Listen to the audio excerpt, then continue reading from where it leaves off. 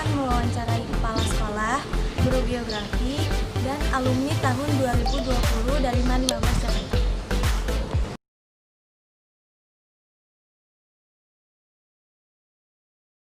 Sudah 4 tahun lebih lah, udah 4 tahun, ya 4 tahun 5 bulan. Karakter peserta didik, ya secara umum sih nggak begitu gimana, nakal tidak, menurut juga tidak, tapi secara keseluruhan ya ini kita didik sekarang ini lebih efektif, lebih tertib daripada dulu gitu. Jadi untuk peraturan jarang sekali anak itu yang artinya yang bandel melanggar peraturan itu jarang, jadi ada pada 1-2. Ya struktur organisasi sesuai dengan yang lainnya seperti ini. Nah situ itu ada kepala sekolah, kemudian dibantu oleh, kemudian ada KTU, ada komite, kemudian dibantu oleh 4 wakil, kemudian di bawahnya itu adalah guru-guru dengan jabatannya masing-masing seperti wali kelas, kemudian ada yang guru mata pelajaran, kemudian lanjut sampai ke siswa dan masyarakat. Oke. Ya, alhamdulillah tertutup sekolah, insya Allah diimplementasikan dengan sebaik-baiknya, kemudian juga dievaluasi setiap tahun oleh guru-guru, oleh semuanya ya, oleh seorang unsur sekolah, dari kepala madrasah, wakil, KTO, kemudian staf dan guru-guru itu selalu evaluasi. Alhamdulillah itu pelaksanaannya baik gitu ya. Jadi tadi saya sampaikan anak sekarang ini lebih sedikit yang anak itu terlalu bandel gitu ya. Jadi paling 1-2 gitu, itu pun biasanya kadang-kadang anak kelas kemudian keluar sendiri gitu. Jadi hampir 99% itu mereka taat aturan, kemudian mau belajar dengan baik. Pembelajaran seperti biasa ya, pembelajaran di kelas, kemudian juga itu seperti sholat duha, tadarus, kemudian sholat duhur berjamaah, sholat asar berjamaah yang itu rutin tiap harinya. Kemudian yang ada sifatnya mingguan itu belajar kitab kuning, ya kemudian ada yang kegiatan sifatnya bulanan, ya kemudian ada beberapa bulan seperti peringatan hari besar dan lain sebagainya, banyak. Seremonial formal paling itu acara misalnya seperti kelas 12 lagi pelepasan itu ya. Ya, kemudian ya paling lepasan, kemudian sama itu ketika kelas 10 masuk pertama itu ya itu. Berarti kalau praktek-praktek pembiasaan yang positif itu kayak tadi ya Pak, kayak sholat duha di sini. Ya. Kitab kuning. Terus ini strategi Bapak nih untuk controlling peserta didik, apalagi lagi masa-masa yang kayak gini pandemi itu, Bapak controllingnya seperti apa? Ya kontrol yang ketahuan, kemudian kalau pembelajaran misalnya nggak efektif juga ketahuan masuk ke kelas itu dalam masa pandemi ini. Kalau biasa ya kita komunikasi langsung, baik itu di jam jam istirahat atau di jam pulang dan sebagainya, itu bisa komunikasi dengan anak-anak gitu ya. Nah, kemudian untuk mengetahui mereka itu bagaimana, nyaman apa tidak belajar dengan Jakarta, mereka itu respect apa tidak, mereka itu misalnya belajarnya itu baik apa tidak, misalnya benar-benar serius berprestasi dan punya kemampuan yang baik gitu.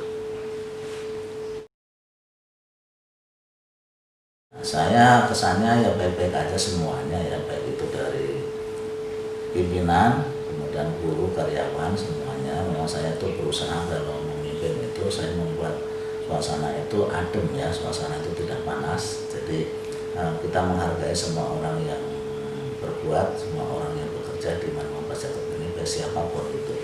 Kita perjalanan insya Allah itu saya yang terkesan ya, akhirnya kita dengan semua unsur elemen masyarakat, baik guru, karyawan, siswa MAN 15 ini saya merasa nyaman, merasa tenang, merasa enak, kemudian juga merasa senang gitu ya. Jadi tidak ada yang merasa tidak betah dan sebagainya, tidak ada. Ya harapan kita pendidikan ini ya, namanya pendidikan itu berarti apa ya? Berarti dia itu memupuk ilmu pengetahuan. Jadi ilmu pengetahuan dan karir itu harus sejalan gitu ya. Jadi bagaimanapun pendidikan ini tidak bisa terlepas dari ilmu pengetahuan. Namanya pendidikan itu berarti ingin mengembangkan ilmu pengetahuan.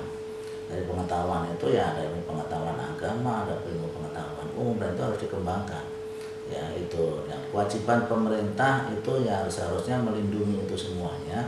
Jadi mengembangkan ilmu pengetahuan yang ada. Jadi pendidikan itu bukan hanya sekedar untuk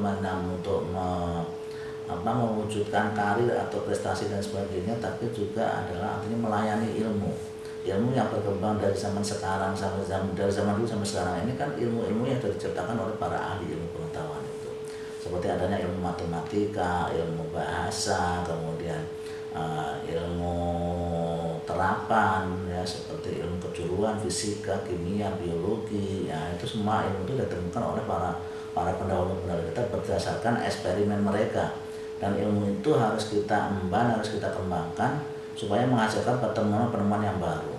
Di samping memang kita perlu hidup kreativitas, kemudian inovasi dan sebagainya, itu kita harus melacak dasar ilmu itu. Jadi namanya pendidikan itu harus berarti melayani ilmu.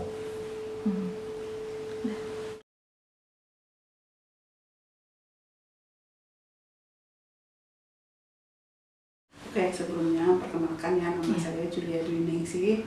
Alhamdulillah saya dulu juga alumni UHAMKA tahun 2011 kalau saya lulus. Jadinya kalau untuk ngajar, di aliyah ini Ibu baru 5 tahun ya, dari tahun 2014 sampai sekarang, jadi hampir 6 tahun ya. Ada yang rajin, ada yang cuek, ada yang ada satu yang berkesan banget tuh, tadinya dia waktu kelas 10 tuh cuek banget. Terus tapi terus kelas 11-nya dia udah mulai ini gitu. Nah, mulai kelas 11 tuh dia mulai serius banget belajarnya. Sampai kelas 12 juga. Makanya ibu perhatikan gitu tiap anak-anak gitu yang ini. Ada tuh yang kayak gitu tuh ya. Ada yang dari pertama dia cuek gitu tapi lama-lama dia serius. Ada yang dari awal sampai akhir cuek. Tapi dominan sih biasa-biasa aja. Ibu biasanya sih beberapa kali pernah pakai problem based learning. Ibu lihat dari materinya ya, kira-kira nih cocoknya pakai apa? Pakai active learning atau pakai problem based learning atau pakai diskusi. Kalau untuk PJJ ini Ibu sudah berapa kali menerapkan tuh diskusi. Jadinya anak-anak kita kasih tugas buat ini. Nah, ada lagi beberapa kelompok itu Ibu buat di baik kemarin itu udah nyoba pakai Google Meet. Kemudian juga pernah nyoba pakai WA, diskusi di WA fit call itu. Dan alhamdulillah sih lumayan. Biarpun beda sama tatap muka, tapi yang paling berkesan nih yang 2 tahun berturut-turutnya. Tahun kemarin itu ada anak kelas 12 IPS yang milih geografi. Itu nilai geografinya 96. Tuh kayaknya Bahagia ya, Bu. Bahagia banget ya Allah, seneng banget itu. Salah 2 doang. Nah, terus yang 2 tahun yang lalu, nah, yang tahun kemarin ini barusan itu ada 2 anak ibu bisa masuk jurusan geografi di UNJ, dua-duanya gitu. Ya Allah. Ih, seneng banget. Kayak merasa berhasil ya, Bu. Bukan merasa berhasil, kayaknya ya Allah ada yang bisa meneruskan gitu. Oh, iya. Selama ini kan belum pernah ada yang bisa mau, dan bukan belum pernah, kadang-kadang juga anak-anaknya ada nggak mau gitu masuk geografi. Jarang ada yang minat gitu. Ya udah, tapi kemarin 2 masuk, dan kebetulan dua-duanya tuh emang benar-benar anak yang ibu udah dianya juga anak yang antusias, jadi jadinya kita senang banget gitu. Itu tuh yang paling berkesan. Ibu sih nggak berharap terlalu banyak ya. Berharapnya cuma pendidikan di Indonesia itu menghasilkan output yang utamanya mempunyai nilai-nilai akhlakul karimah, dan mereka bisa menerapkan gitu. Karena selama ini kita pembelajaran di sekolah tentang akhlak itu udah luar biasa ya. Tapi aplikasinya ketika mereka terjun ke masyarakat kan susah diaplikasikannya. Jadi Ibu berharap sih mudah-mudahan pendidikan di Indonesia itu nanti suatu saat entah siapa menterinya, entah bagaimana kurikulumnya, mudah-mudahan bisa menghasilkan anak-anak yang berakhlak karimah. Karena percuma mereka pinter, percuma mereka berilmu, tapi kalau mereka tidak berakhlak. Iya. Assalamualaikum warahmatullahi wabarakatuh. Saya Destiani, alumni MAN 15 tahun 2020.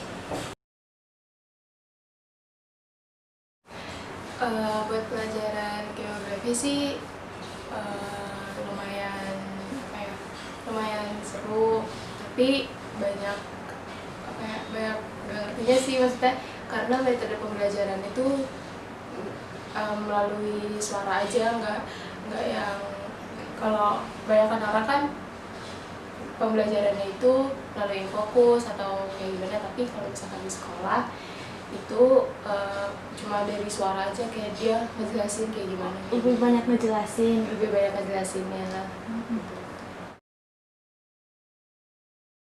Kendalanya banyak sih, dari yang suka kadang nggak sesuai sama di jadwal. Misal di jadwal ini pembelajaran dari jam 9 sampai setengah 10 itu harusnya matematika, tapi jam 9 sampai jam setengah 10 aja tuh belum ada guru yang ayo mulai belajar, tapi malah ngaret-ngaret gitu lah. Berarti nggak sesuai jadwal. Nggak sesuai jadwal gitu. Eskul Saman, tari Saman, karena belum ada pengalaman kan membuat tari Saman, jadi pengen cari pengalaman baru gimana sih kalau Saman.